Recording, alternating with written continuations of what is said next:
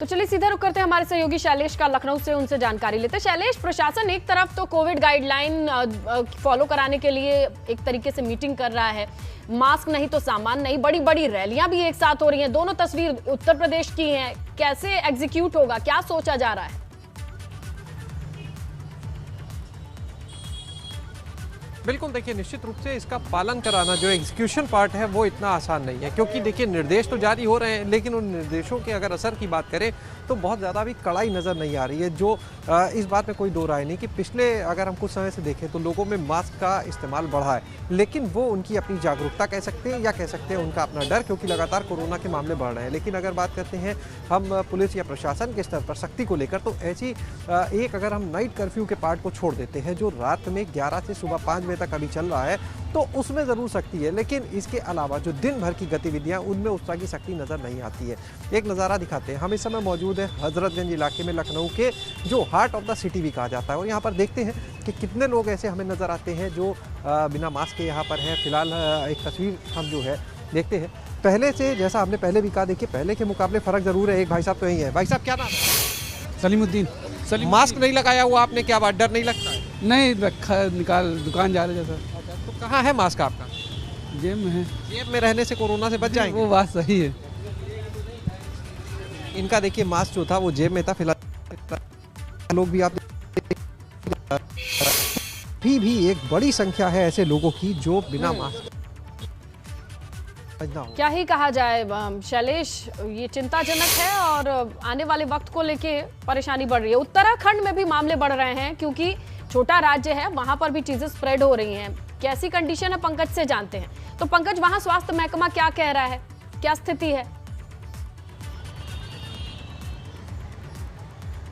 देखिए, इसने लता कल से ही लगातार बैठकों का दौर जारी है। जब से इस ओमिक्रॉन के 4 मामले उत्तराखंड में आए थे तो स्वास्थ्य विभाग उसके बाद से ही लगातार सतर्क नज़र आ रहा है। और यहाँ अगर हम कोरोना की बात करें तो 44 मामले कल शाम उत्तराखंड में कोरोना के आए थे जो पॉजिटिव केस थे, और ऐसे में जो कोरोना की जो संख्या है वो लगातार बढ़ती जा रही है। इस लिहाज से कहा जा सकता है कि जिस तरह से नाइट कर्फ्यू लगाकर थोड़ी सख्ती बरतने की कोशिश की गई है, तो ये इस दिशा में माना जा रहा है कि थोड़ी जो आगे वाले प्रतिबंध होंगे उनको भी आगे और सख्तीदार के तौर पर रखा जा सकता है। क्योंकि कल मुख्य सचिव ने सभी जो सीएमओ है और डीएम के साथ वीडियो कॉन्फ्रेंसिंग के जरिए बातचीत की थी, और सभी डीएम को ये निर्देश दिए हैं कि अपने जिले का जो मुख्य रूप से जिला अधिकारी है वो ही पूरी तरह से कोरोना के नियमों के गाइडलाइन के लिए और तमाम जो चीज़ें हैं उनके लिए जिम्मेदार होगा, तो उनको सख्ती बरतनी होगी। और ये भी कहा गया है कि जो अधिक भीड़ भाड़ वाले इलाके हैं जहाँ पर भीड़ ज़्यादा इकट्ठा हो रही है उसको पूरी तरह से प्रतिबंधित किया जाए, यानी कि तमाम चीज़ें आगे होने वाली हैं उत्तराखंड में, ये कहा जा सकता है। फिलहाल अभी मैं अगर कुछ तस्वीरें अगर दिखाऊं तो देखिए किस तरह से जो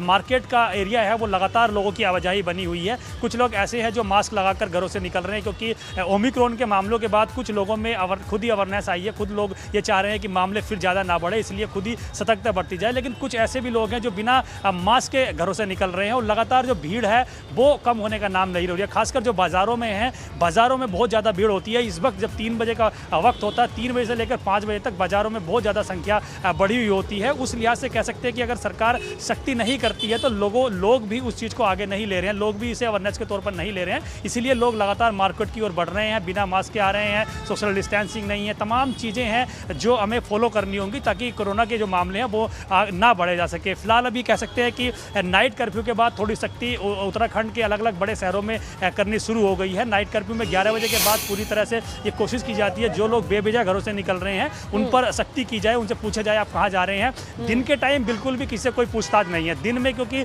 लोग ऑफिस भी जाते हैं, अपने रोजमर्रा के काम के लिए घरों से भी निकलते हैं, तो दिन के वक्त में पूरी तरह से कोई इसने रहता पूछताछ नहीं हो रही है, लोग निकल रहे हैं। और सबसे बड़ी बात यह है क्योंकि कोरोना के बचाव के लिए मास्क सबसे महत्वपूर्ण चीज है, तो मास्क को लेकर भी किसी तरह की कोई पूछताछ नहीं हो रही है। लोग बेवजह निकल रहे हैं। के लिए जो बड़ा चैलेंज है वो ये है कि न्यू ईयर मनाने के लिए बहुत सारे लोग आते हैं बाहर से, वहां पर किस तरीके से चीजों को देखा जाएगा, टूरिस्ट स्पॉट होने की वजह से कैसे कंट्रोल करेंगे, मैनेज करेंगे।